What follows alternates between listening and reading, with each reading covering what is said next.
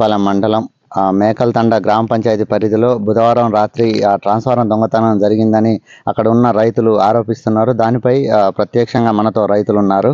ఆయన్ని అడిగి అసలు ఏం జరిగింది ఏంటనేది తెలుసుకుందాం. సార్ చెప్పండి, మీ పేరు? నా పేరు బుక్య బాలకృష్ణ, మేకలతండ గ్రామ పంచాయతీ, తిరునాపాలెం మండలం, ఖమ్మం జిల్లా. రాత్రి ట్రాన్స్ఫారం దొంగతనం చేయటం జరిగింది. ఎవరు చేసిర్రు ఏందో తెలియదు సార్. అంటే ఇంతవరకు ఎప్పుడన్నా జరిగిందా? అంటే ఇప్పుడు అంత ముందుకైతే ఇక్కడ ఈ ఏరియాకి అయితే ఎప్పుడు లేదు సార్.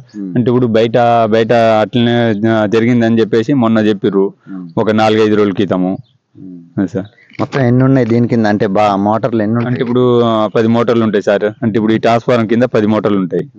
10 మోటార్లు దరిదాపుగా 30 నుంచి 40 ఎకరాల దాకా పొలం గిట్టు ఉంటుంది సార్. ఇప్పుడు మీకు ఏం కావాలంటే అంటే ఇప్పుడు మాకు ఈ దొంగల నుంచి రక్షణ కావాలి, కొత్త ట్రాన్స్ఫారం కావాలని చెప్పేసి కోరుకుంటున్నాం సార్ అధికారుల నుండి.